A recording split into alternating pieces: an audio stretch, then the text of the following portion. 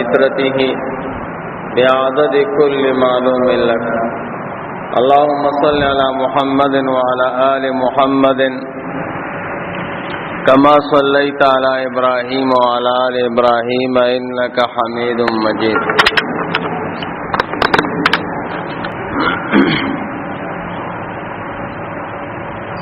मुअज़्ज़ज़ मुसलमानों, ताउस्तमाद हजरत आदम अलैहिस्सलाम वाक़िया शुरू करे वा।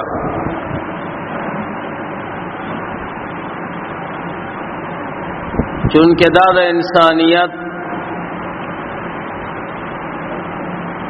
द पैदा केदलो इब्तिदा वा और पदग वाक़िया के इंसान द पार दरी नसीहतुनो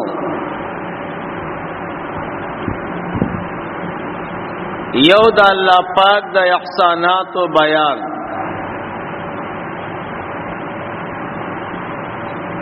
दोम नंबर इंसान अल्लाह तो सुम्र ग्रान दे और द्रेम नंबर द यौ खतरनाक दुश्मन तस्किरा दा कि इंसान ब दुनिया के जिंदगी तेरही खुवी खा बेदार और विख बउसीगी दखबल दुश्मन द जरर न बजान महफूज साथी चग शैतान दे। ज़कच द इंसानानो प्लार और मोर आदम अलैहिस्सलाम और हवा रज़ियल्लाहु ताला अन्हा जन्नत की नो प्रीखी नदी द्रेव खबर तब ख्याल साथ है। उलमा द तारीख वाई हजरत आदम अलैहिस्सलाम चिकल द जन्नत दानव पड़ा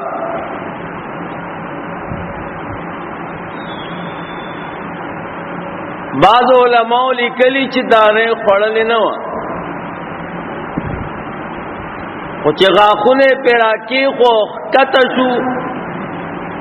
जन्नती लिबास ते अल्लाह पाक उसका दरी वजन का गनम दाना मुलिदली दागे पमेस की चौ दे दे पूरा कट सवे न रहो पमेस बानी नी मदा।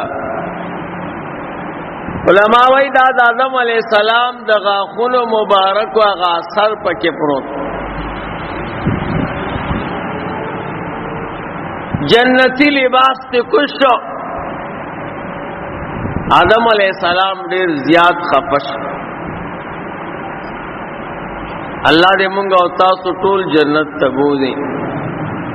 जन्नत से कम लिबास ते अगर खीरनी गिना जन्नती लिबास जड़ी गिना जन्नती लिबास खराबी गिना और जन्नती लिबास श्री गिना सुम्र के वक्त तेरीगी नु दागे चमक और दागे पाकवाल और रणय सेवा की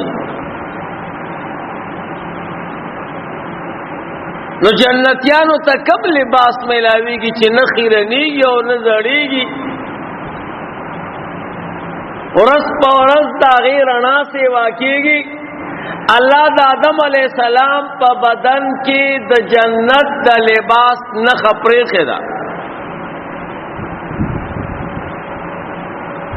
जन्नती लिबास न खद इंसान प बदन किश्ते आगे तनुक हुए दास लिबास हो द हजरत आदम अलैहिस्सलाम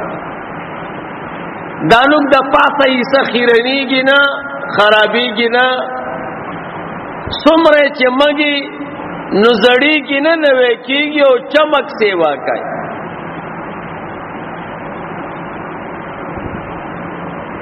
हजरत आदम अलैहिस्सलाम ढेर ज्याद खफश हो।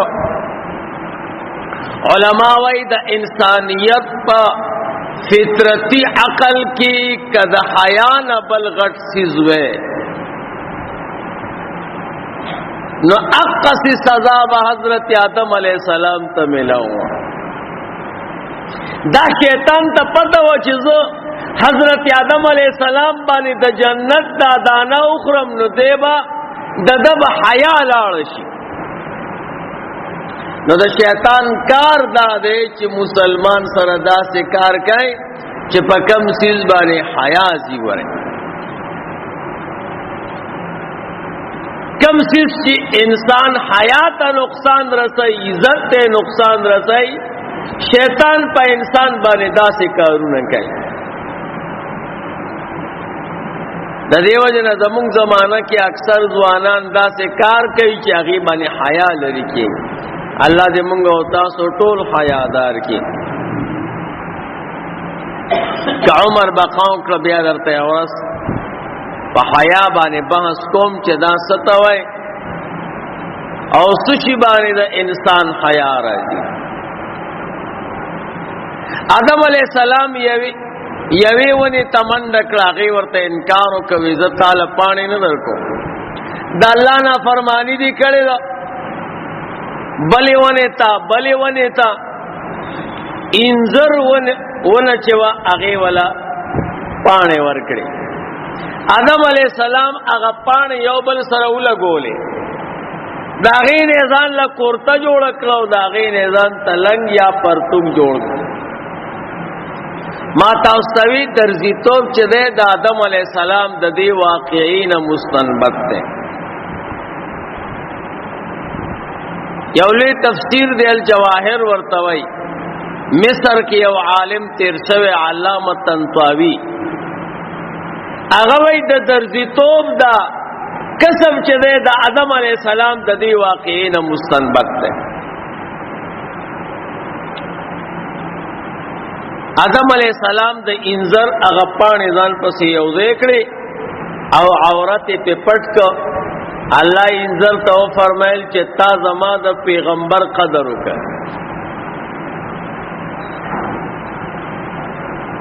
تا زما په پیغمبر باندې پرده واچولا، نو چې تا زما د پیغمبر قدر وکړه نو زه بستا قدر وکړم. نو سلور قدرون امام سیوطی سے بای انذر تا ملو شو. دا پا عام ونو کی دا انذر خصوصیت تے یو دا کہ اللہ دا انذر گل کٹ کو تو زمیدار خانہ کیائی کما ونه چې ګل کوي نو اکثر د هواګانو سره د بارانونو سره طوفان سره هغه ګل پروزي د ونې نو ځایش. واحد انذر دی چې دا ګل نه لري، څومره میوه چې کوي نو ټوله پوره سر ته رسي، یو دانه تلان دی نه پروزي. ډېر خلک وایي ما لیلۃ القدر ولید او لیلۃ القدر پشپا باندې انذر ګل کوي، دا غپ ته. ما د پخپل یو سړی ګل روړ وېدا د انذر ګل د میدا چرته وېدا لیلۃ القدر باندې منګرا پیدا کړ. یو سړی د لیلۃ القدر شپلی دلیوا نه پاغه کې انذر شیو هغه ګل کړو نو د اعتراض وکول. دا دروغ وای، انذر ګل نه کوي. دویم نمبر دا چې دا انذر چې کوم دا دانه ده نو دا یو لقمه ده، یو وړی ده. زمونږ علما وای انذر به دوه کسان خپل منځونو کې تقسیمای نه، دو میوی دي چې دا باندې تقسیمه وای،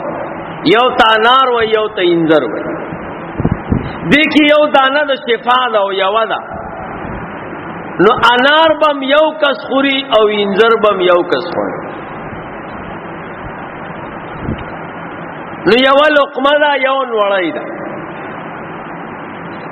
دریم نمبر دا چې یو وړی ده او کل معقول ده، مانا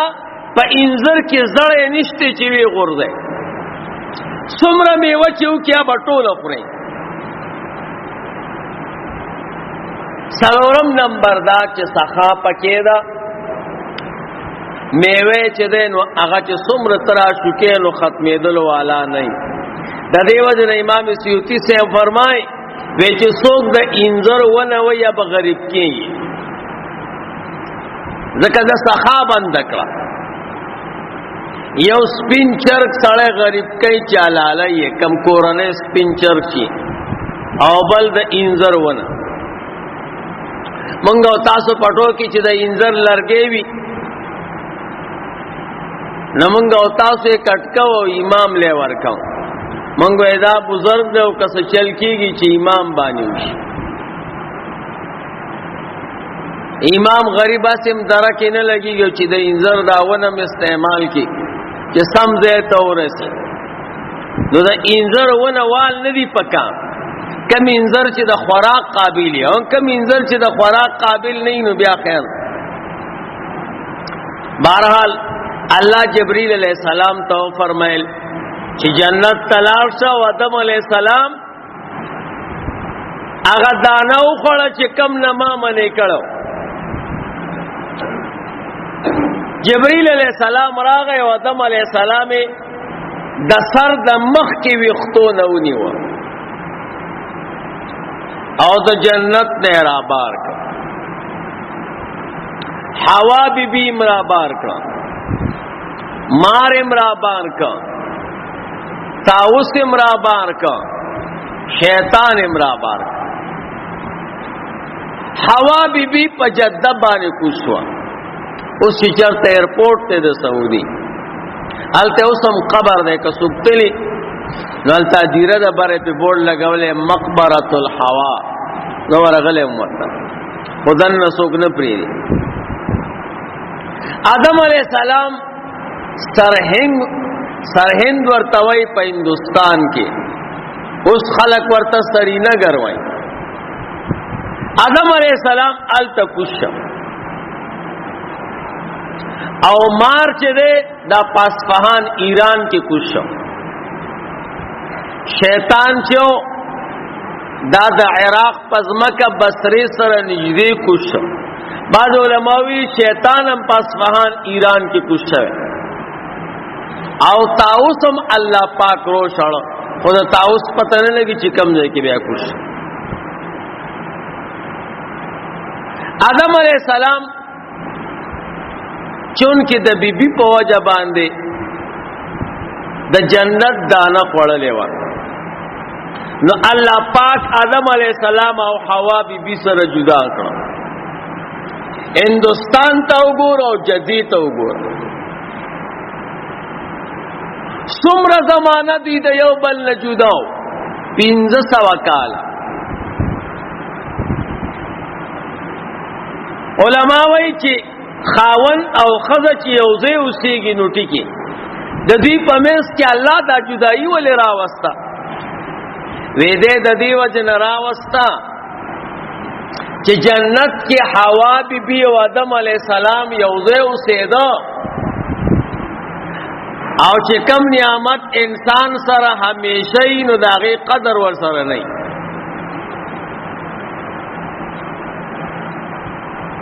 دنیا کې چې اوس خزه او خاون اکثر کور کې اوسېږي او خاون دې مسافر نه نو خزه خاون سره جګړه کوي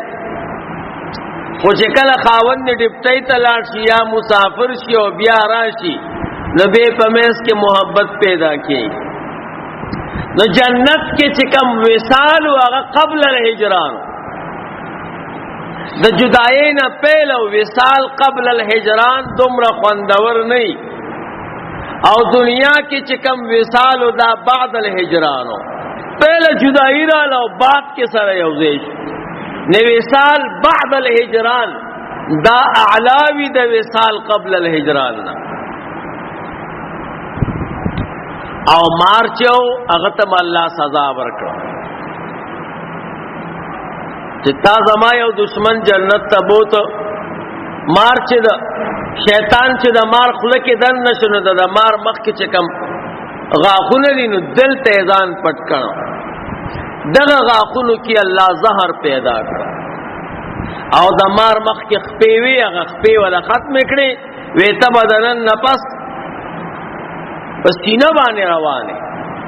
او زهر پکې الله پیدا کړو د انسان سره زبردست دشمنی ده چې انسان ماروي نه کسي ورته ویلم نه نو پریدینا یا لکه وی مار ده نور خلقو ته आवाज کوي زمون شریعت وای کوي او سړی مسکای او مار او لړمی اولیدا نو دیو پدې مسکیز یو کو تکبرالی ټوپک برالی چې کم سیز مناسبو او مار به وجنی نو د مسلماتی دالته خیانت کړي او تاوس نے سزینت واغستا دخپو خائص او حسن تی واغستا آدم علیہ السلام چکلا راکوشو ہندوستان تا نو بعض علماء لیکلی دی چه سلویخ کال خوراک او سٹاک نو کرے او شپا و رز بے جڑن سلویخ کالا اس کتنے چه سلویخ کالا خوراک او سٹاک سوک نکای دا خوب مڑکیگی چه اللہ سوک نمڑکای نو اگر نمڑکیگی بل د پیغمبران علیهم السلام او د اولیاء او د بزرگان حال جدا او زمونږ د استاد حال جدا دا غیر مقلدین وی و امام اعظم ابو حنیفه رحمه الله سلویخ کال د ماخستان پچاراندام د سحر مسکړه وی دا کې دی شي ما ویاو دا کې دی شي اغلوی خلقو منگو تاسو کمزوری خلق یو عملم کمزور ہے و بدنم کمزور ہے اگوی کی اغا سے استقامت پروتو دا سے بزرگان اولیاء ترسوی چه سلویخ تو رزو کی با یو کجور خوڑا ما خام کے بے کجور راواغستا او بے چپلا او پاغی بے روجما تکڑا او بیا بل ما خام سلویخ تو رزو کی بے یو کجور برابر ہونا منگا تاسو تمرا خوراک کو سلویخ کالا پس اگیشا و تگیشا جبریل علیہ السلام با ورطراتا ورطوی سے ضرورت شتے ویاو ویاوگیشو ما ورطوی آسان را جبریل علیہ السلام لاړو او د جنت نه یو چون غنم راوړ بعض علماء لیکلي چې آدم علیہ السلام ځان سره پخپل وروړو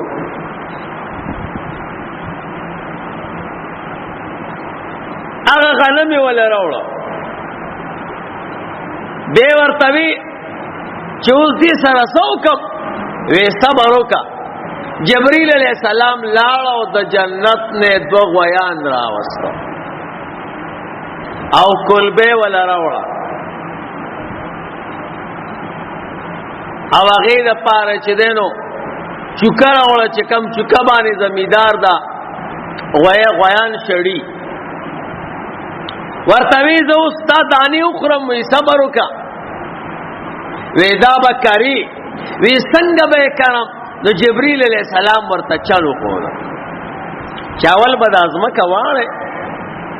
نو بیا به پکې دا واچي نو چې به واچولې به اوس سره سو کم به اوس په مال راکاګه واپس په د پاسا دا غویان وګرځاو او دی باندې دا سیز راکاګه چې پټ شي او مقټم کې چې آدم علیہ السلام دانه وکړلینو بوټه زرغون شو او آدم علیہ السلام ورتکتے او پا مقا ٹیم کی بیا پاخم شو غنم ورتوی جبریل اوسو سرسوکم وی صبروکا لار جنت نے ورتا لور راؤن وی پدی لور بانے او ریبا نو چوی ریبا نو اوسوی سوکم وی خورم وینا نو بیا ورتا چلو خودو چی دا بدا سے اوز دی ہوا توالو زی نو د دینه به دا بوس لاړ شي او غنم به پاتې شي نو چې غنم پاتې شو وي اوس یو خورم وای نه صبر وکا وی صبر وکا جبريل علیہ السلام غر تلاړو یو دو کانی تیرامات کړو یو کانه لاندې کې خو بل کانه د پاسا ورته دا دانی د دې لاندې کانی د پاسا واچوا وی چولا نو جبريل علیہ السلام ورته دا کانه داسې خوځاوا نو جرن دی ولا د لاس جوړ کړ نو دا غینه وړو جوړ شو ویلې اوس یو خرم ویلا صبر وکا جنت نے ورته گزراوړو پاغه کی وبراوړې او ور سره خانه کا وخت سره چې کم مناسب هغه ولا برابر کو وی وړو هغه نه به وړو د هغه ګولو چل ورته خو دا وی اوس یو خرم وینا صبر وکا وی دا څه چلو که چې د دینه اوس روټۍ پخې وی روټۍ په څنګه پخوم وی مال چل لازی نو جبريل علیہ السلام آدم علیہ السلام ته د روټۍ د پخولو چلو خو دو روټۍ ورته پخې کړ چې دو روټۍ ورته پخې کړې اوس خورم وای نه لک صبر وکا دا خو انور ولاړ دی چې د انور پروزی نو بیا به خلق روزه ماته استا خو روزه ده د چنور پریوتی ده لیوس اخرى نو آدم علیہ السلام چې روټۍ تلاس کړ دوی د غر د پاسه ناستو دواړه جبريل علیہ السلام او حضرت آدم علیہ السلام چې روټۍ ته لاس کاغه روټۍ ته را پریوتا د غر د سوکین لاندې رااله آدم علیہ السلام خو سلویخ کال خوراک نو کړي نو ورپسې را منډه کړه او روټۍ د غر د بیخ نه روچته کړه جبريل علیہ السلام ورته فرمایل آدم علیہ السلام کتا دی روټۍ پسې منډه نه یواله نو دا روټۍ با پخپل تا ترا منډه والا او پاسې دی بور پسې نه اوس تا چې څومره بچی راځي دی به د خپل رزق پسې منډه وي او تکلیفونه به برداشت کړي کله صبر دې کړو دا روټۍ واپس کېدا او کیږي هغه چې الله پاک غواړي روټۍ راواغستا آدم علیہ السلام روټۍ وخړه نبی اتګه شوی تګه ورته وی وبوس کا بعض علماء وی چې ورېز رااله آدم علیہ السلام بچ کله تګه شو نو د ورېز نه به وبس کړي او به اوس کړي دې کې وخت ریدا جبريل علیہ السلام ته آدم علیہ السلام فرمائے یره و یو تپوس سر نکو وی وای وی چې کله زه وګیشم نو حوا رضی الله تعالی عنها را نه هیرش خو چې کله روټۍ وخورم مور شم نو بیا را ته حوا یاد شي نو دا تپوس سر نکوم چې هغه ژوندۍ ده او کم مړه ده ورته وی ژوندۍ ده بیا یو شپه خوب ولیده په خوب کې حوا بیبي ولیده ورته وی جبريل علیہ السلام بیګا ما خوب کې حوا رضی الله تعالی عنها لیدلې ده ورته وی مبارک دې چې لیدلې ده نو ډېر زر ملاقات به دې ور سره وشي او دا زیره دې خوب 1500 کال پس جبريل علیہ السلام آدم علیہ السلام ترائے اللہ پاک ورته فرمایل چې آدم علیہ السلام ته هوا چلاړ شي مکه مکرمه تا او التزما عبادت کی نو حضرت آدم علیہ السلام بیا د هندستان نه لاړ مکه مکرمه ته او چې کله د عرفات په ډیره یو خطا نو حوا بی الت ولاړه نوی پی جندا نو زکا ورطا عرفاتم وی عرفا مانا پی جندلو تا وی او آدم علیہ السلام حوا بی پا دا غڑی رکی پی جندلے و اسم چی حاجان لارشی نو اغا غرا و غڑی رکی تا بخیجی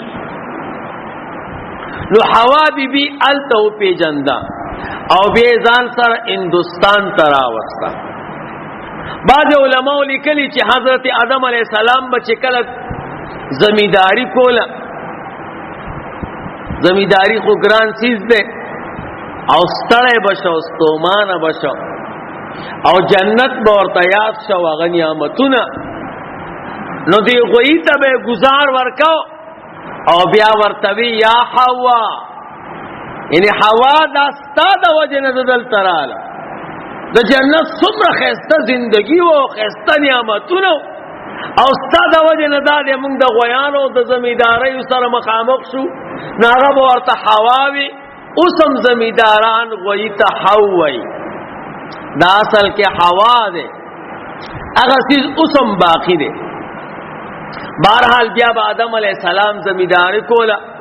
او حوا بی بی ورته په پوله باندې ناسته وه، زندگی په دې کې تېرېده.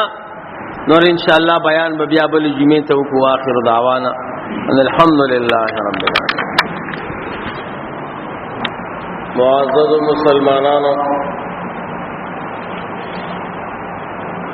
تاسو ته د حضرت آدم علیہ السلام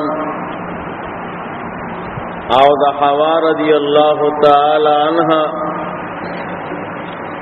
واقعہ شروع کړي وا.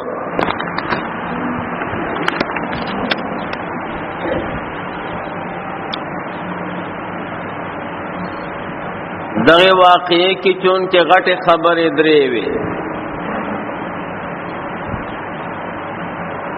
یو دا چې انسان الله پاک ته څومره ګران دی.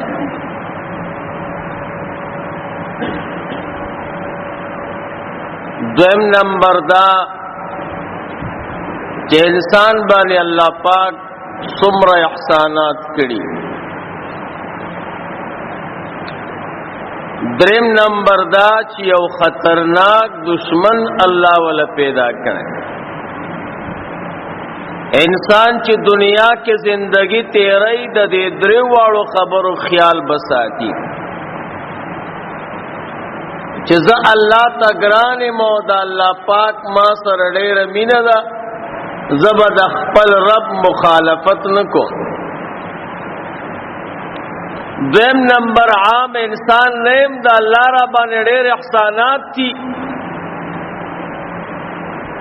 الله را سره ډېر احسانات کړي دي، د هغه محسن شکرانه پکار ده. دریم نمبر خطرناک دشمن دی او مکار او فریبی، ډېر چلونه ورځي اسنه دی گیم کې را نشم. نو د دې لپاره الله پاک د حضرت آدم علیہ السلام واقعہ ذکر کړي. ما تاسو وی آدم علیہ السلام او حوا رضی اللہ تعالی عنہا، علماء د تاریخ وای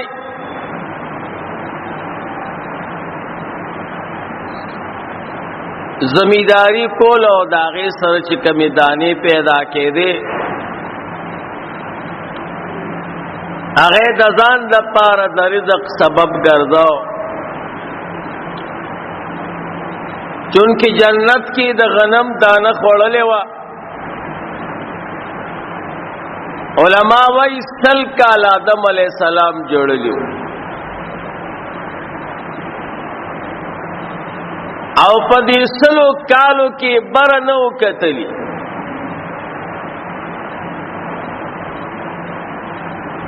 چې یا الله ستانه مال حیا راځي.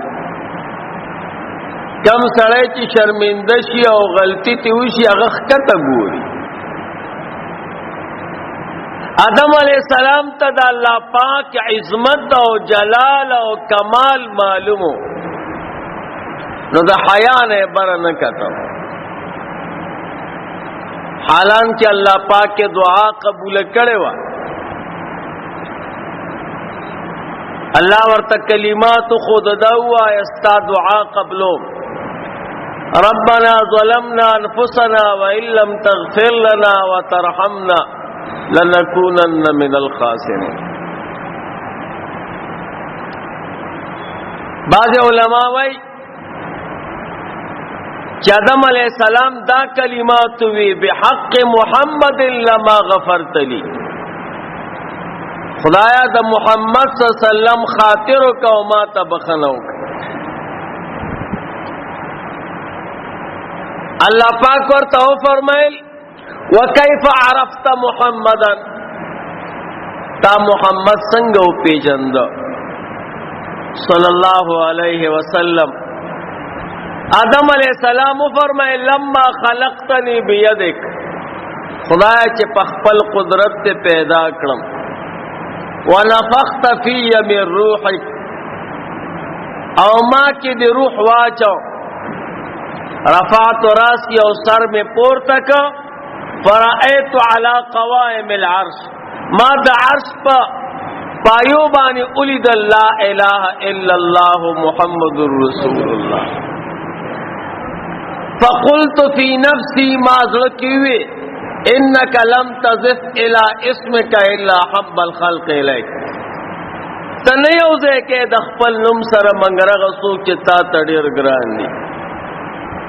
اللہ ورطو فرمیل صدقت یا آدمو، آدم رشتیا دیوی دا ما تا دمرا گران دے که دے نوے ما تا نپیدا کو.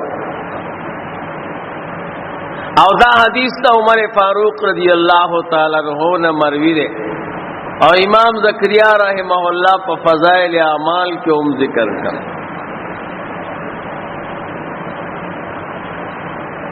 نو آدم علیہ السلام تا اللہ پاک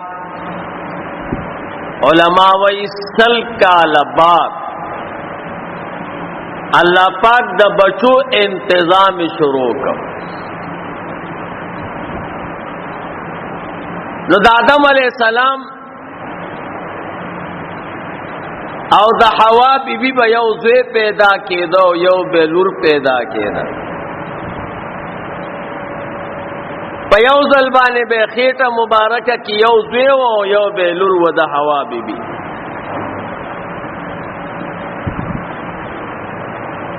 نو دا سی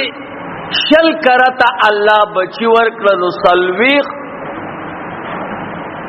بچی شو، شل نارینا و شل زنانا. دا آدم علیہ السلام شریعت داو چې کم زوی به پیدا شو او هغه سره به کم لور وشو، نو دغه لور به هغه بل زوی ته په نکاح کوله چې بل زل پیدا شوی دی، او هغه سره چې کم خور به پیدا شوی او هغه به دل په نکاح کوله. نو پهلا کال باندې چې کم زوی او لور شو، هغه زوی ته نوم کې خود قابل،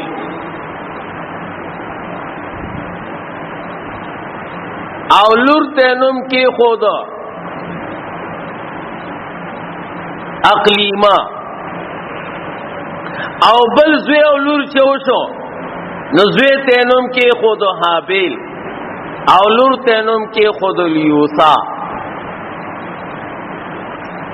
دوی چکل الوی شو، اللہ پاک آدم علیہ السلام تو فرمائے قابل سره چې کوم خور پیدا د اقلیما دا به حابیل ته په نکاح کې، او حابیل سره چې کوم خور پیدا د لیوسا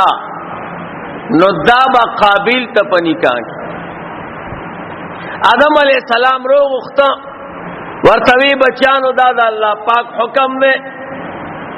قابل سره چې کوم خور پیدا د اقلیما دا به حابیل ته په نکاح شي، او حابیل سره چې کوم خور پیدا د لیوسا دا به قابل ته په نکاح شي. قابل سره چې کوم خور پیدا و اقلیما هغه ته الله حسن ورکړ،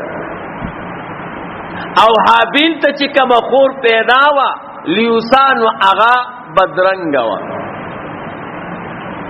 قابل ورتوی زدا سے نکو دا خور ما سره پیدا دا یوزے او دا ما تگرانا دا او خیسته دا نزو دی اخپل خور سره نکاح کو،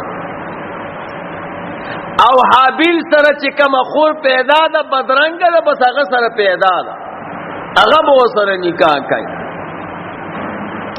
آدم علیہ السلام ورته فرمایل دا څنګه ده زمون شریعت کې دا بندي ورته وینا وی خستاسو دواړو جګړه رااله اوس بستاسو فیصله الله کوي څنګه به فیصله کوي الله پاک ورته فرمایل چې قابل چې ده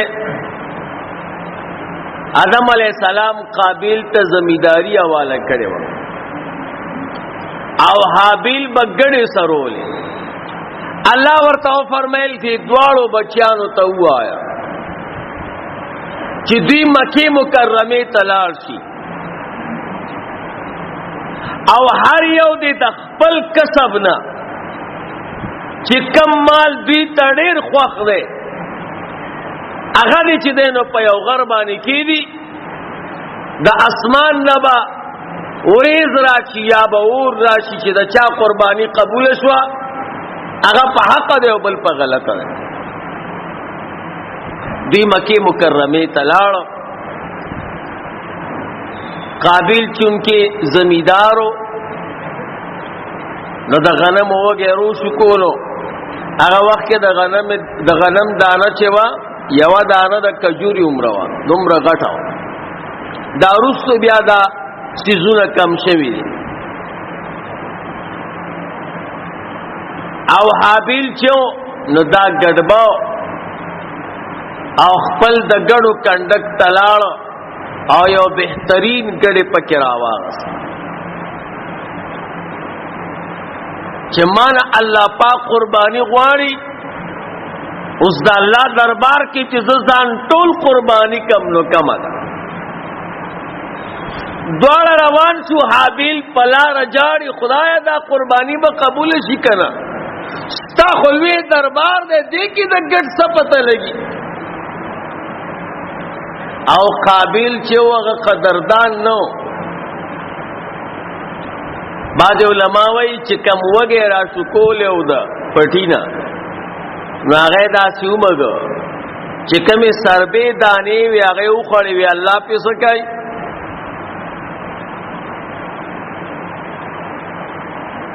او بعض تاریخ لیکلی دی چې دې په دې غنمو کې ګرځیدا کم وږي چې دانه کچاو او بیکار وا د خوراک او د سکا قابل نه وا اق وږي روشو کو هغه کې بیکار دانه وي قابل نه وي نو تاسو چې چاته د الله په نوم سیز ورکاو نو خراب ورکاو وای دا ټول د الله پاک مخلوق دی څوک الله غریب پیدا کړی دی او څوک مالدار پیدا کړی دا الله سره نه پیسې کمی شوي دي او نه ور سره رزق کم دی تعالی چې 1 کروڑ درکای خدای 1 کروڑ به په خپل بندگانو تقسیم کینو چې 100 کسانو لور کوي یو 10 लाख روپۍ رسي لیکن الله پاک مونږ او تاسو باندې امتحان کوي دا انسان د زړه چې کم محبت ته او قدر دی او اخلاص ته نو دا غي مطالبه کوي چې تسکه نور دا ټول د خدای بندگان دي نو قابل کې هغه سیز نو د زړه اخلاص پکې نو د پلار مخالفت هم کو د الله د حکم مخالفت هم کو نو چې چا سره د پلار قدر نه یو د الله د حکم قدر ور سره نه پته ولګېدل چې زړه کې احترام او د قدردانۍ دانی نه دي شنی شوی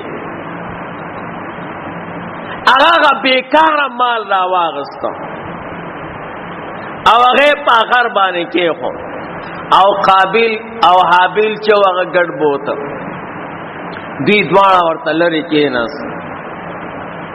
بعض علماء وی اسمان نوریز راغی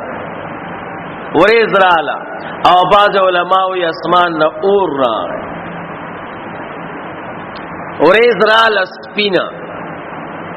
پہله د قابل قربانی تورله داسې چکر په ولګاو واپس تلاړ بعد کې د حابیل قرباني ګټ تلاړ، بس هغه ګډې ځان سره اوچت، هغه ګډې ځان سره اوچت کو. قابیل او حابیل دواړه ناست دي. قابیل ورته وکته ویروره قرباني خو ستا قبول شوه، و یو ما تا توی زه په حق یم او ته په غلطه. ورته وی دا فیصله ما ډېره مخکې کړې وه که دا قرباني زما ضرور حابیل قبول شوه نو وجنم به، او قرباني خو ستا قبول شوه نو وجنم به. هغه ورته وی وروره زما او ستا جګړه په زنانه وه او فیصله زما او ستا الله وکړه، په دلیل درته ښکاره شوه چې ته په غلط او زه په حق یم. هغه ورته وی نه، دا فیصله ما د قربانۍ د راوړلو نه پیله کړې وه، که زما د دې رور قرباني قبوله شوه او ما نه دا خپله دا خور بوزي او ځان لی په نکاح کوي نو وجنم به. دا قصه علما وایي د قابیل او د حابیل د دور نه قصه را روانه ده چې څومره اهل حق دي هغه به درته کتاب او دلیل ښایي، او باطل خلق چې دی به جګړې کوي. نیکان خلق د الله نه یریدونکي د هغوی جګړې خوښې نه وي، او باطل خلق چې په غلطه دي جګړې کوي. دا د ډېرې زمانې نه دا پروګرام روان دی. یو به ورته کتاب او دلیل او د الله او د الله د پیغمبر حکم ښایي، بل به سره جګړه کوي، وایي وجنم به دي. هغه ورته وی وروره داسې چل دی، زه خو تا نه وجنم. لئن بسطت الیک یدک لتقتلنی ما انا بباسط یدی الیک لیقتلک. که ته ما ته لاس را اوږدی چې ما ووجنې نو زه ګورې تا ته خپل لاس د دې لپاره نه اوږدوم چې ته ووجنم، زه الله نه یریږم. هغه وی پرېږدم دی نه. اوس سوچ کیو چې څنګه به مخکې خو مړی چا نه و کړی، سوچ یې کو چې څنګه یې مړ کړم، چل نه ورته. نو شیطان وله راغی د یو مشر سړي په شکل باندې، او دوه کاڼي ورسره دي. دا یو کاڼی راواغست او دی بل کاڼي لې راخطا کړ. نو هغه لاندې کم کاڼی چې و هغه یې مات کړ، دته یې وښوده. دی وایي ښه طریقه دا ده د وجلو، خو زه به هم کاڼی راوالم او د دې رور دې سر له به یې راخطا کړم، نو لاندې کاڼی ماتېږي نو ما د دې رور سر به مات شي. نو علما وایي دغلته یو غارو قاسیون نوم دی، او په هغې کې یو غارو، په غار کې دننه حابیل اوده د غټ کاڼی راواغست او غار ته ورغی، او دی پکې اوده هغه کاڼی اوچت کو. حابیل خودو نو په سر یې وله راخطا نو سر یې وله چکني کو. د حابیل نه د دنیا وینې لاړې خو ځمکې راښکې. هغو غار سیټ تم و انسانان هم دومره نه و. واپس راووته. آدم علیہ السلام هندوستان کې و. حابیل چې کله شهید شو، علما وایي ځمکه کې یو فساد راغی، یو طوفان راغی، زبردست طوفان. د طوفان سره سره د دریاب دا اوبه چې وې دا پیله خوږې وې، خو چې کله حابیل شهید شو نو د دریاب دا اوبه نمکینې شوې. د دې عالم چې کومې میوې وې نو دا څښا شوې، بیکاره شوې. پیله به میوې نه څښا کېدې، او زبردست وریځ راله او ګړزار یې راغی، ګلی راله، تیاره راله. آدم علیہ السلام حیران شو چې دا څه مسله ده، زړه یې تنګ شو. چې زړه تنگ شنو را روان شه په طرف د بچو چې حالات وګورم څه مسله ده. او آدم علیہ السلام ته دا حابیل ډیر ګران او د بد پلار ډیر خیال ساتو. الله پاک قابیل ته आवाज وکړ حاتفی قابیل رور دې څه شو وای ما ته څه پتا ده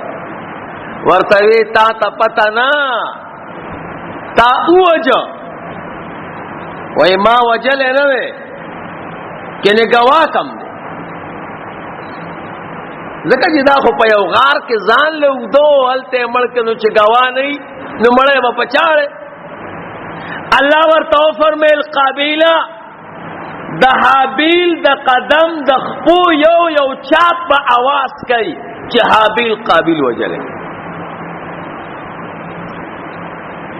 او زمکه ته وینه را بار کا نوینه زمکه را بار کا. د علماء د تاریخ وای تر قیامت پورې اوس د زمکه چې د وینه مکمل سکینه ختمول نشي. یو ځای کې دی وینه توې کړ یا د انسان د یاد ساروی دا زمکه به راکاږي خو وینه بیا هم بار پرتای وینه الله زمکه تووی چې د نن نفس بتو وینه پورا نه راکاږي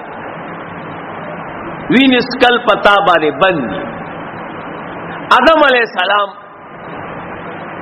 چراغ او زویو کته چې شهید شوی ډیر زیات خفه شو انتهایی زیات خفه شو او قابیل چو هغه و تختید. بعض علماء وایي د آدم علیہ السلام دراتګ نه پس دا واقع شوی دا او بعض علماء وایي مخکې چې حابیل قابیل لګیدل او حابیل ورور خخ کنو بیا آدم علیہ السلام را نو آدم علیہ السلام ته پته ولګیدل چې زما بچي د وجلې نو قابیل داسې چلو که چې اوس به دې رور سره سکو نو دغه مړی په یو بوج کې واچو او پشای کو نو ګرځوي او د ځنګل څومره ځناور چو حیوانات چو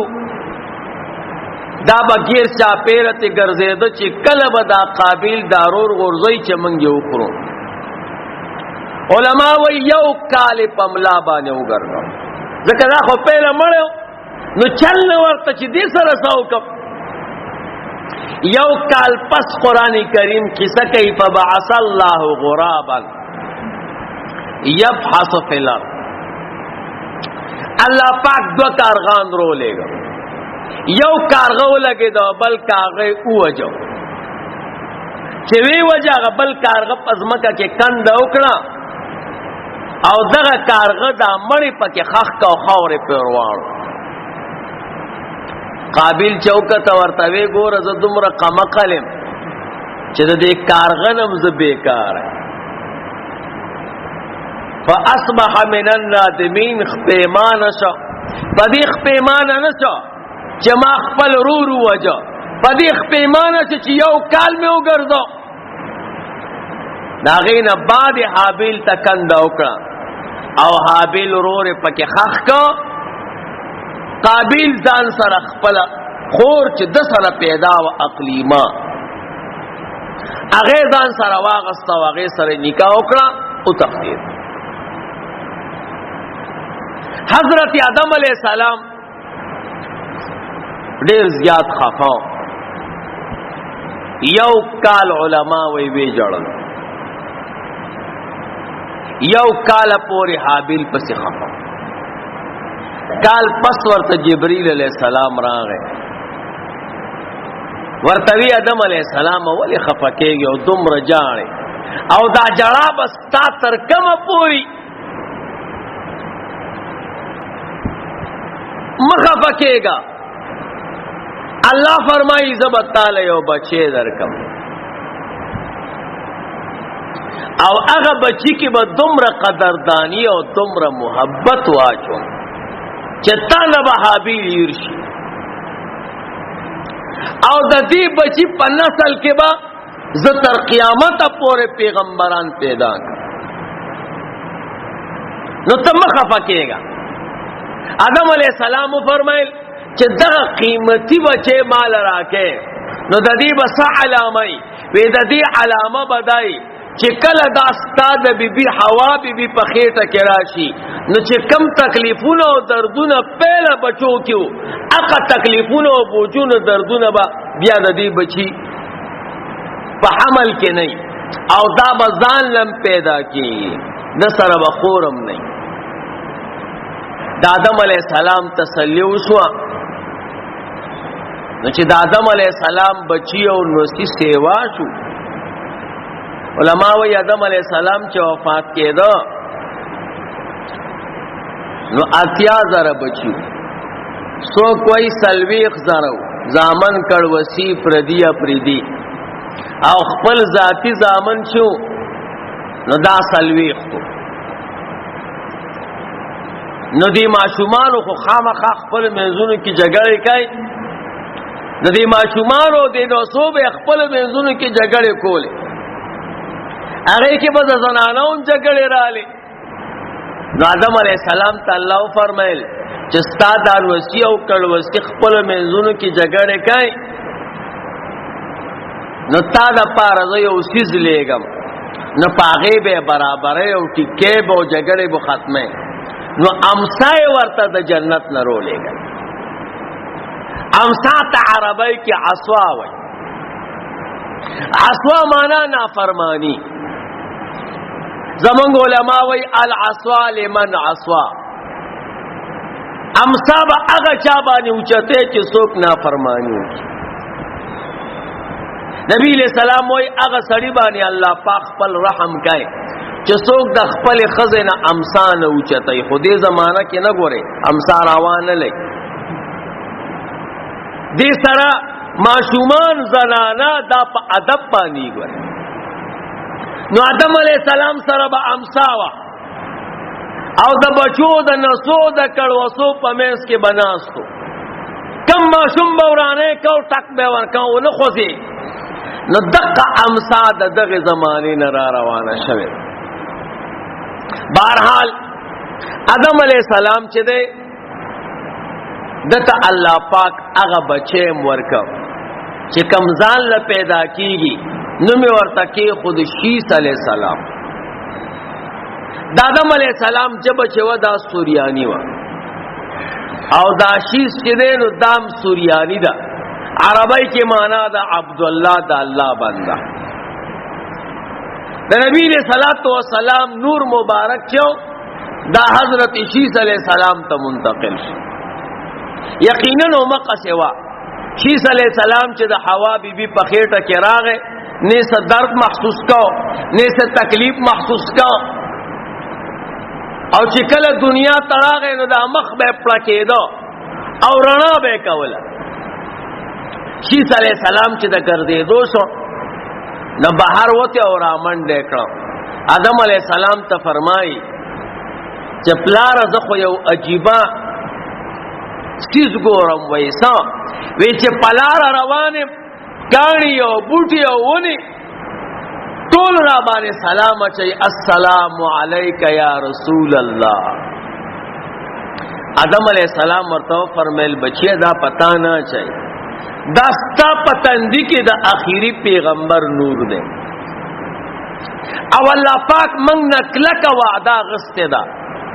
چې ما ستا بدن د اخیری پیغمبر د نور د پاره صندوق ګرځول آدم علیہ السلام تب خپل بچو ته یکی با دیګره نسب کې وصیت کې چې بیکار زنانو سره بنیکا نه کې بیکار ځای کې بکینی نه بیکار الفاظ بنوي چې زما د پیغمبر د دې نور بیا د پیو نشي منګو تاسو معمولی خلق نه یو د رسول الله مبارک امتیان یو او د الله د پیغمبر چې کم شان دی راضی وکلا او داغه تذکری د آدم علیہ السلام په زمانہ کې کی الله دې زمونږ د خپل پیغمبر سره مینه پیدا کړي یو غیرتی او یو مشفق او مهربان نبی دی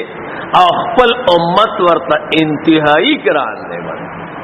اوس خو چې څوک کو سره ډېر مینه کوي او د خپل پیغمبر نوم علي مونږ وایو دا بریلې دی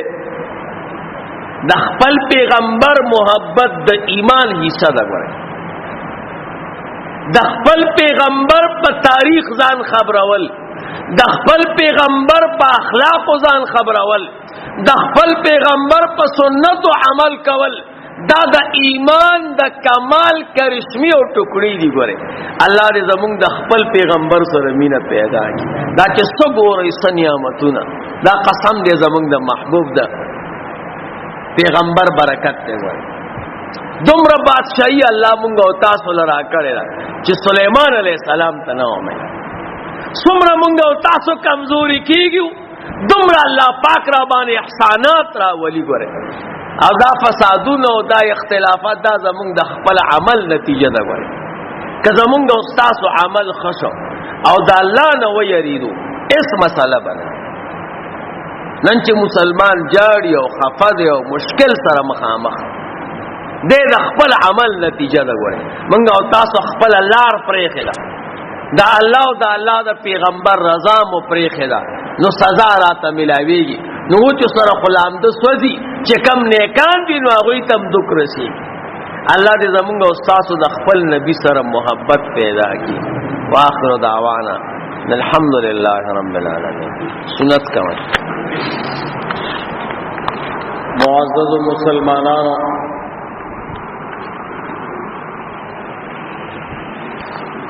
تیرہ شوی جمعوں کے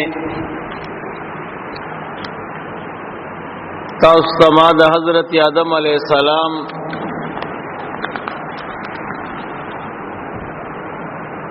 واقعات شروع کړي وا چې دا د انسان د پیدا کېدلو قصه وا او د انسان دنیا ته دراتګ ابتدا وا.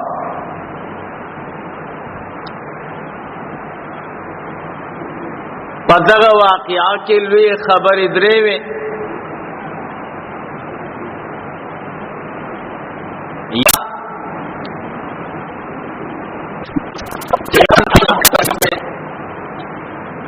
د الله پاک ور سره مینه ده او د الله ور سره محبت ده.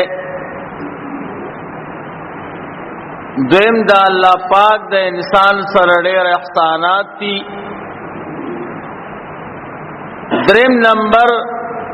دے با دنیا کی جون پا خطرناک دشمن اللہ پیدا کرے چی شیطان دے.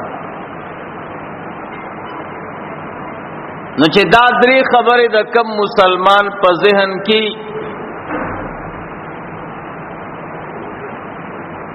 چې الله پاک ته انسان او بیا خاص کر مسلمان ډېر ګران دی.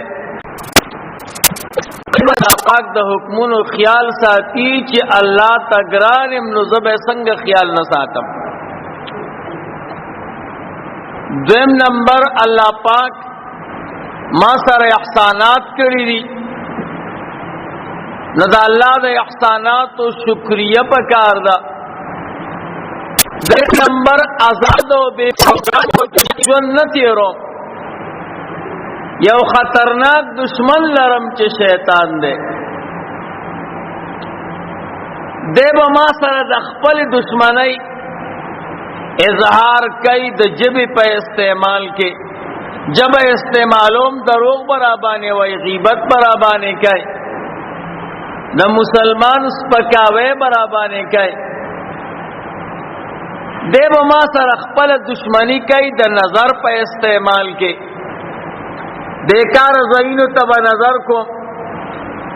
دی به ما سره دشمنی کوي د غوږونو په استعمال کې، د لاسونو او د خپو په استعمال کې. دی به دنیا کې صحیح او ویخ وخت تیرای چې الله کم احسانات را سره کړي او کم مرتبه را کړي چې داران الله پاک وانلی. نو چې دا واقعا چاته یاد یو دا درې خبرې په دماغو کې وي نو الله به د شیطان د فریبونو نه محفوظ ساتي. ما تاسو حضرت آدم علیہ السلام ته الله یو ځای ورکا ځان لا چې دا غسر خور پیدا نه و.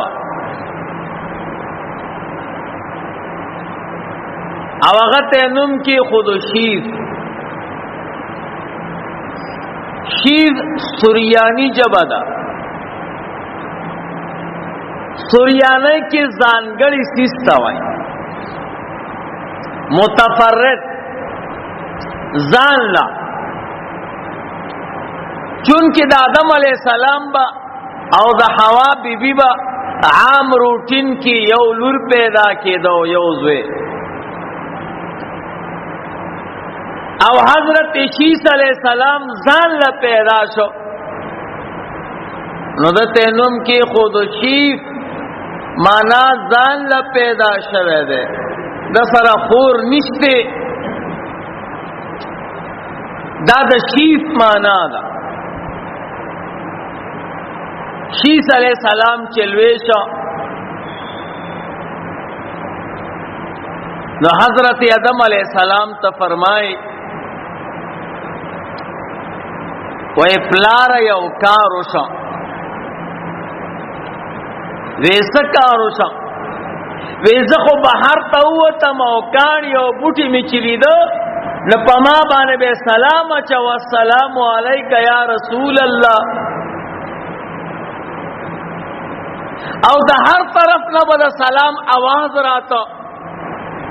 حضرت آدم علیہ السلام ورتو فرمائل بچیا دا پتا سلام نہ چاہیے، داستا پتندی کے دا آخری پیغمبر نور دے او اغزما دا بدن نتا تا منتقل شوے. بچیا منگی اولے امتحان کیوں، اللہ پاک مان یو کلک وعدہ غستے دا چے اے آدم استادا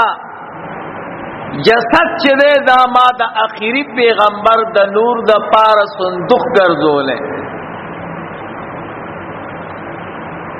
او زما دا دی نور بخیال ساتے. بیکار زنانو سر بوادن کے بیکار الفاظ بنوے، بیکار زے کے بنکے نے تانم دا وعدالم او تب سلسلہ وار دخپلو بچون علی تردی پوری چی زما دا محبوب پلار پیداشی وغت زبیاتا زما اخیری پیغمبر داغن پیداشی. دا سی یو سلسلہ یو پاک نصب را روانی. نو بچیا ستا تندی تا زما دا بدن نا دا آخری پیغمبر نور درغلے دقا وصیت تا تا کوما چه بیکارو زنانو سر بنکانا کے خلے سر با احتیاط کے نظر سر با احتیاط کے اوریدلو سر با احتیاط کے ناست سر با احتیاط کے چا اللہ برانا تپوس کے یو دا یو امانت تے. آدم علیہ السلام ځان سره د جنت نه یو تابوت راوړ او صندوق، او پاغي کې آدم علیہ السلام با امسا کې خودو جنت نه کودال او چاره او دغه سيزونه راوړو. مختلف روایات دي پکې، لور دا او چاړه دا او کودال دا سسکور دا گینتری تاسو ورته وایي دو سرونه چې لري، یو سارے پلنوی او بل نیغو. دا جنت نے پانے روڑے ہوئے دا جنتی سامان چو سمرو دا پدے تابوت و صندوق کے پراتا ہو. یو برکتی او تاریخی صندوقو نو اغیر دی خپل بچی شیس علیہ السلام تاوالک تابتا سرائی او استاد بدن نچے کم بچی تا دا دی پیغمبر نور منتقل شدا تابوت باغل ورک او ستا چه کم خپل ذاتی امسادا و تبرکات کی اغب دی صندوق کی گدے. آورتوی بچی اس بیاو کار کے ویسا کار وی اس بزی او د خپل رور قابل سره بجګړه کې ستارور قابل لګیدل او ستابل رور حابیل وجلو او پنا حق عمل کړه دے او تختیدل له یو ډاګه کې دیره ده بچی ورشا او د دې سره به جګړه کې او الله به سره امداد کوي ځکه بچیو نصیب پیدا حضرت شیس علیہ السلام ځان سره خپل فوج روان کا غټیم کې چرونه او ریرونه خپلوانو او په قابل حمله وکړه جنگو شډیر خطرناک علماء وای اول پزمکه کې چې جنگ کړي دی د کافر سره دا حضرت شیس علیہ السلام او اول چې غنیمتونه روړي دي نو دا حضرت شیس علیہ السلام شیس علیہ السلام و سره جنگو کو قابل گرفتار کو ژوندې ونیو نو قابل ورتوی رورا ته خو زما روري د پلار او د مور بچې می ما باندې رحم وکا نو شیس علیہ السلام ورته فرمایل تا چې خپل رور وجو حابیل دی وجو چې زما استاد د دواړو په شریک رور او تا ولې پاغه رحم نکاو قابل اونی و اولا سنه ولا اوچات کړه اولا سنه د سر سره ولا کلک وتاړ او په ګرم شکو ګرمای کې ودرو ګرمای تا تر دې پورې چې عمل تا ګرمای کې مردار شخص او حضرت شیس علیہ السلام ته واپس راغی شیطان علیہ اللعنت ولا راغی د قابل زامن ہوتا ورتوی ستاسو پلار اوجلې شو خپل ورور شیس علیہ السلام اوجو ټیک د تاسو ته بدوک رسیدلې او خفغان قدم رلوي خفغان ځکه نه وي چې ستاسو پلار مرور وجلې نو دا هو قصاص په قصاص او په ظلم وجلې اوس دا څه چلو کوي چې د دې پلار پتا سو ډېر احسانات دي او دا په خاورو کې د خخول قابل نه وي وېسو کو وېدا سه وکای چوګر دې گیو یو دوکانی پیدا کړي دا سکانی پیدا کړي چې شیشې په شکل کې چې دا دننه بهر ښکاری او د بهر نه دن نخکاری وېسو کو یا غراوړې بیا درته چل خیر د یو مشر سړی په شکل کې ولرا هغه ګرځیده دوه غټ کانی پیدا کو بلوري ویلې مونږ خو کانی پیدا کړ دې سره بسکه وې اوس داسې چلو کوي چې د دې کانی دې کېم کنداو کې دا یو طرف کې او دې بل طرف کېم کنداو کوي دا سوري کوي دوارو کانو کې کندې وکړي او دا قابل پکې ودرو او بیا دا کانی سره یو ځای کړو ورتوی دا خپل پلار بدی کانو کې بندوي نو د بار نه بخکاری هغه ورتوی دا خو انسان د خرابېږي بوئی کوي ورتوی زه حکیم ومم زه دا ویانو کې ماهر وېدا سے چلو کوي چې مفرد دوايان پیدا کړي دا دوايان چې څومره دینو دا د درې قسمه سيزونه یو بل سره یو ځای کې نو دا غینه دوی جوړي نو چې دا غینه دوی جوړ کې نو هغه چونکه مختلف سيزونه اچ سره یو ځای کې سموده پس بیا غسخاش او خراب شي وېدا څه چلو کوي چې مفرد دوی بوټي در تخیم ابر اجمه کوي او د دې خپل پلار په یو زیبانه بدا مفرد د وی وای مرکب نه ځان لا چې یو د وی د بل د وی د پاسه را نشي نو دا قابل د سر نه تر خپو پوري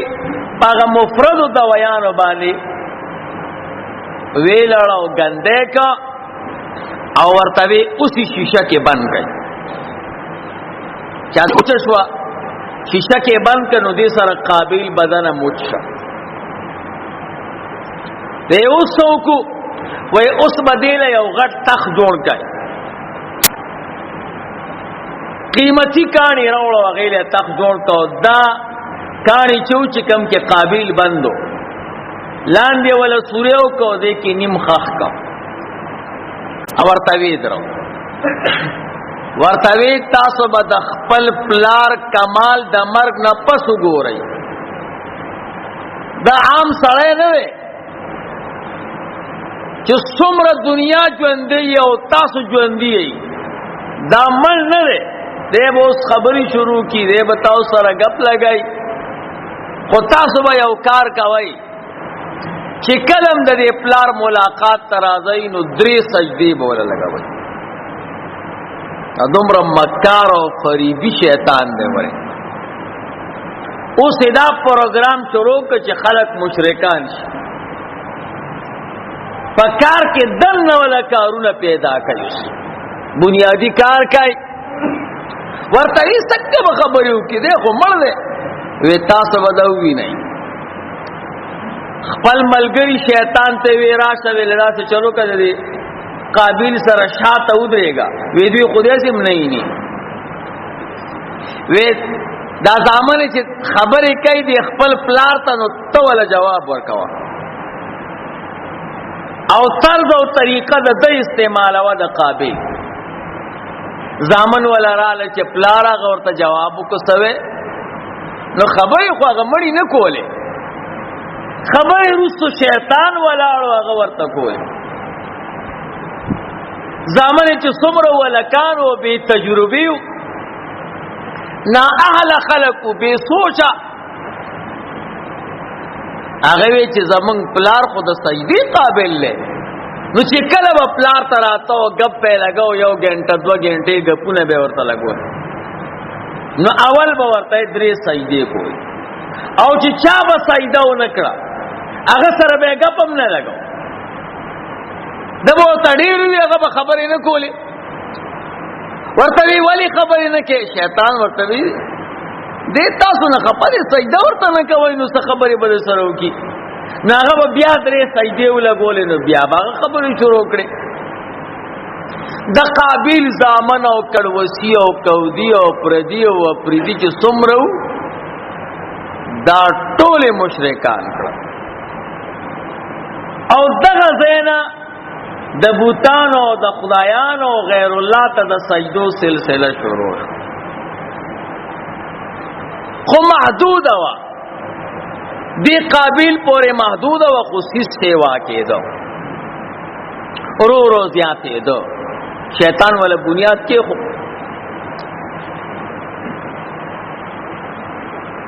بیا بدا سے چلو شو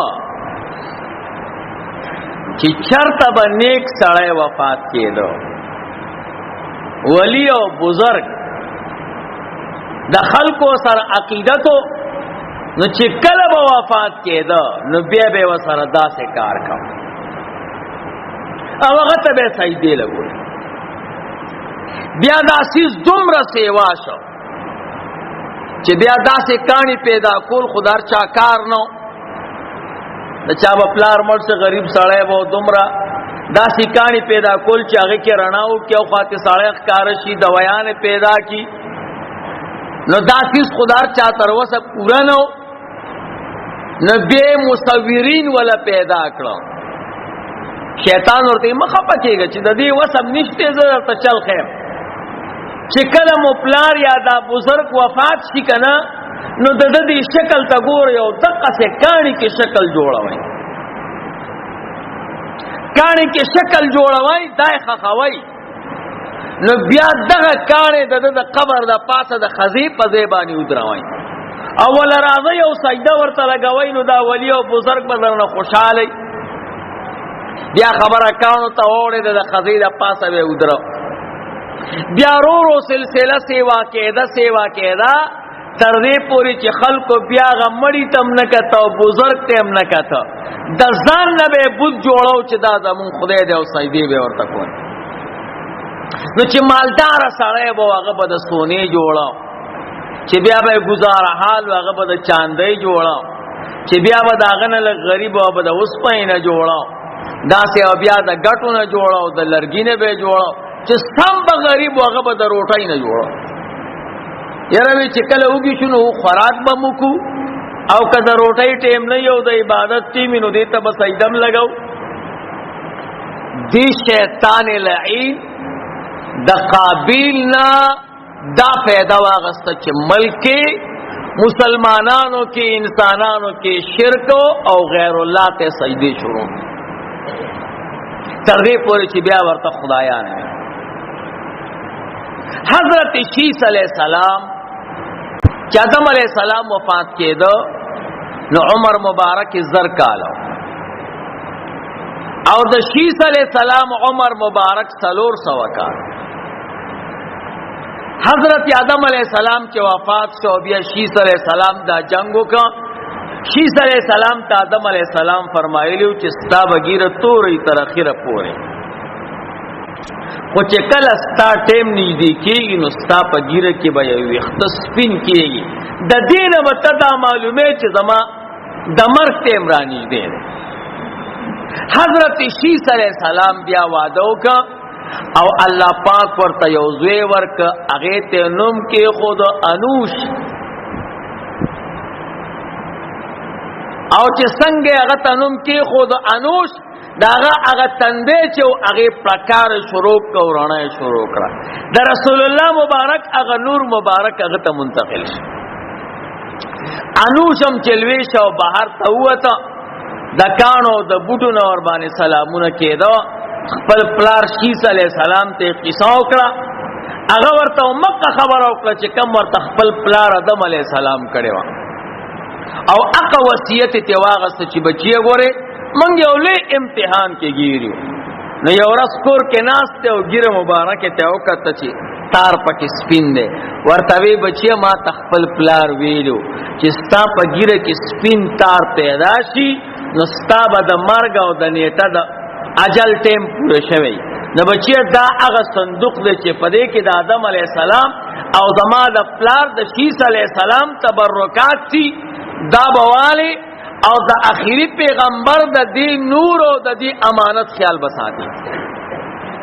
او حضرت شیس علیہ السلام وفات شو، عمر مبارک 900 کالو. بیا انوش لوی شو، بے وعدو کو اغت اللہ پاک کی عزوے ورکا او اغت علم کی خود قینان.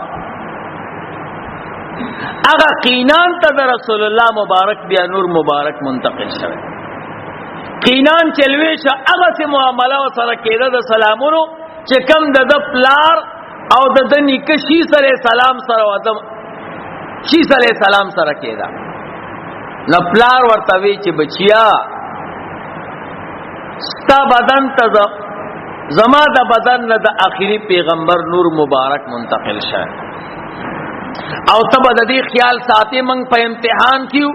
کما وعده چې د خپل پلار اغسته وشیس علی السلام هغه وعده تی د خپل زوی د قینان نم واغس. بیا چې کلا د قینان پلار انوش وفات شو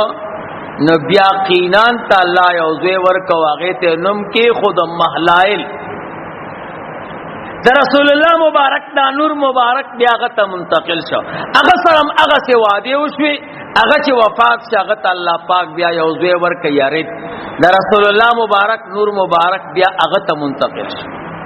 یارد چی بیا کلا وعدو کا اغا تا اللہ پاک بیا یو زوی ورکا داغینم دے اخنوخ. در رسول اللہ مبارک نور مبارک بیا اغتا منتقل شو اخنوخ تا چه داغا لقب دے ادریس علیہ السلام. اغا چلوی چه اقا سی سلامون براتا وربانے چه کم دا پلار یارد تراتا یارد تیو مقا سی وعدی واغستے. ادریس علیہ السلام یو عقلمند و خیار پیغمبرو، اللہ پاک ورطا جبریل علیہ السلام رو لے گا او ورطوی تلال سا دا قابیل قوم چدے اغوی بوتانو ته سجدی لګي اغوی ته نصیحت وکا. نو بیا ادریس علیہ السلام لاړو دا قابیل قوم ته چې کم د بوتانو سجدی شروع کړي وي. نو حضرت ادریس علیہ السلام با په یو هفته کې 3 ځل ورته نصیحت کو او هفته کې 3 ځل نصیحت کول دا اعلی طریقه ده. نو چون کې هفته کې 3 کرته نو نوم لقب د لقب سنوم ادریس. ادریس مبالغه ده په مدرس کې، ان دو خلق ته زیات سبق ویل دی او زیات وعظ او نصیحت ورته کړ. نو حضرت ادریس علیہ السلام باغوی ته نصیحت کا. یو ورځ ورته اسرائیل علیہ السلام الله پاک ته فرمایي چې دا ملائکی د حضرت ادریس علیہ السلام ډېر صفات کوي. څوک چې لاندې نیکی کوي، منځونه کوي، تهجد کوي، نو بر اسمانونو کې ملائکی داوی تذکرہ کوي. یاره په فلانی کلی کې فلانه سړی ډېر زبردست سړی دی، تهجد گزار دی، منځ گزار دی، خیر خوا دی، ښه سړی دی. د یو انسان بر تذکرہ کیږي. نو د ادریس علیہ السلام بڑی صفتونه کېدا. نو اسرائیل علیہ السلام شوق کې راغی چیرې دا ادریس ته وینم چې دا څنګه سره دی، خو چې چرته ملائکه ته ګورم نو د ادریس علیہ السلام صفت کوي. نو الله پاک ته فرمایل زما ربا مال اجازه تو که چې زستا د دې بنده د ادریس علیہ السلام ملاقات ته لاړ شم. اوسم چې اوسوک عالم او بزرگ څوک د چا نه صفات واوري نو بل وایي چې ما سره ملاقات کړی. نو الله پاک ورته فرمایل زه ملاقات وسره وکړه. نو اسرائیل علیہ السلام راغی ادریس علیہ السلام ته. ادریس علیہ السلام ورته ملما په خیر رااله. هغه ورته الله دی وبخا وی سوکه. ادریس علیہ السلام ورته فرمایل سوکه وی ز اسرائیل علیہ السلام. په اسرائیل علیہ السلام باندې ګوره ویلیم ستا ملاقات تر راغله پر اسمانونو کې، خو چې چرته ملائکه ګورم نو ستا تذکرہ کوي. نو شوق می پیدا شو او الله له اجازه تو غوښتو چې خدایا ماته اجازه تو چې د ادریس علیہ السلام ملاقات کم دومره لوی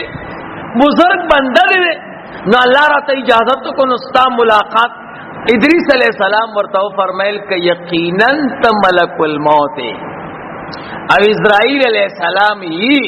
نو مانا فی الحال روح والا اس برانا روح علی. اگر ورطوی ما دا اللہ نا دا اجازت غختے دے چی زو سر ملاقات کو ما تستا دا روح اجازت نوے کڑے اور نتی ما تا پوس کڑے زج سلر آگلیم بس امکا خبر ہے وائنا کہ یقینا اسرائیل علیہ السلام مانا بوس روح علی. اللہ پاک اسرائیل علیہ السلام تو فرمائل اسرائیل چستا پا دی زڑا کی شوق را گئے چیزد ادریس علیہ السلام ملاقاتو کم نو ماتا دخپل بندد ادریس علیہ السلام زما سر دا ملاقات شوق را گلے. داغا زڑا کی زما مین پرتا ہوا چی اللہ سر بکل ملاقات کو او بس تیری قوم تا می دا دنیا نصیحتونه وکړو نه سمېږي. نو ما ته د خپل بنده د ادریس علیہ السلام پته وه چې دا زما سره ملاقات غواړي او ما سره شوق غواړي. نو ستا په زړه کې ما شوق پیدا کړ چې ته د ادریس علیہ السلام ملاقات ته لاړ شه. نوې سو کم وی روغتیوال اسرائیل علیہ السلام د ادریس علیہ السلام نو روح واغست هغه پریوت. الله ورته فرمایل دا روح چې د لاس کې نیولې نو دا عام بنده نه دی، دا زما بنده ادریس ته. دی بعض خلکو ته خدای پاک سړي مرتبه ورکړي. وی سو کم وی دا به بره نه راوړي، دا روح واپس پریدا چې روح واپس پرې خو د ادریس علیہ السلام بدن ته واپس لاړ. چې لاړ نو ادریس علیہ السلام ودرېد. واپس الله پاک ژوندې ورتوی اسرائیل یقینا ته اسرائیل چې زمانه د روح واغستا زما یو تمنا او دا می ارزو وا چې یو ځل ما ته مرګ راشي او د الله پاک سره وصل شم بس کار دی وکړه الله دې مونږ او تاسو د علماء نه جدا کړي ادریس علی السلام یو لوی عالم اوس ګوره کارنامې ته اوس به کیسه ادریس علی السلام الله تسوال وکړه زما رب عزت داسې قوم ته لېږلی چې هفته کې ورته درې ځل نصیحت کوم خو دوی کاڼي نه پرېږدي زه ورته یم دا کاڼی دی په خپلو لاسونو جوړوئ خدای نه دی او دا ظالمان زما نه مني نو خدایا د بیکاره قوم سره دې مخامخ کړم اوس ماله په دې خپل خدای کې یو چکر راکا چې چکر ولګو الله جبرئیل علیہ السلام رو لېګا وی ادریس علیہ السلام چې چرته زی بوئ جبرئیل علیہ السلام چې د لاس نونیو بعض علماء لیکلی دي چې جنت نه څنګه را کوشوا هغه پس ادریس علیہ السلام اون خطر برحال یا د جنت نه څنګه را کوشوا یا جبرئیل علیہ السلام راغه خو ادریس علیہ السلام چې ده څنګه پس اون خطو برش الله پاک ورته فرمایل چرته دي وای ماته د جهنم زینو خای چې دا جهنم څنګه ده جبرئیل علیہ السلام د لاس نونی و ویدابا د جهنم یو څوکیدار ملائکه ده مالک نوم دی اگر دا حواله کتی چې جهنم کې څومره تبقیری چې پاغه ولا چکر ورکی مالک ته حواله کا ورته ادریس علیہ السلام الله د جهنم نتیر شه او دی غاړه باندې بده کینوم دی اوچته غاړه باندې ټول جهنم بدر تخکای ادریس علیہ السلام چې وکتا او د جهنم دا احوال او دا تکلیفونه او بیهوش را پریوت پوش کې راغې جبرئیل علیہ السلام ته وی زو واپس زمزمک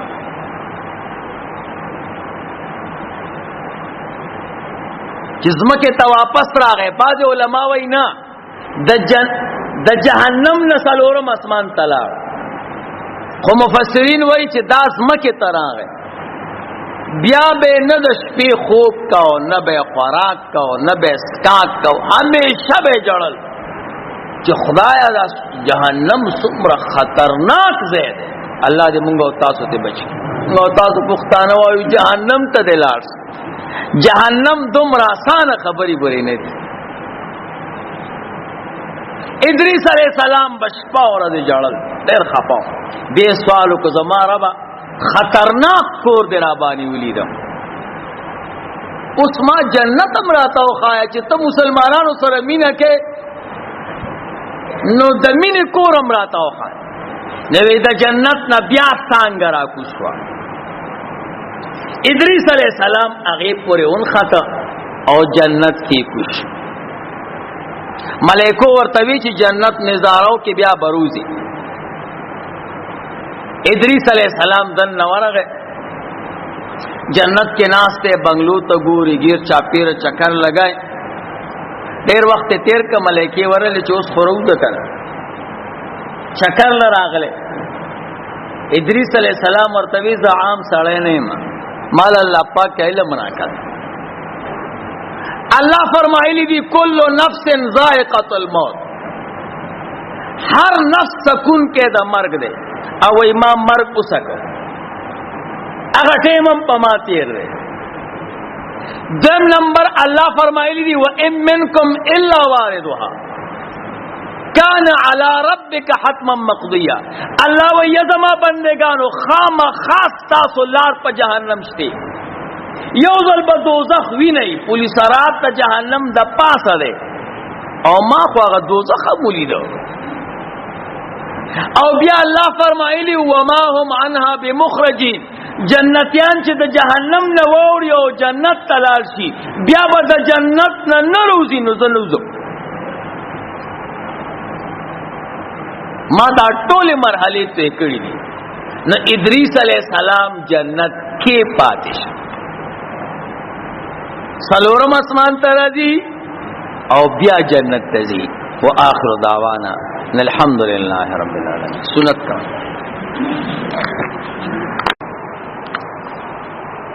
معزز مسلمانانو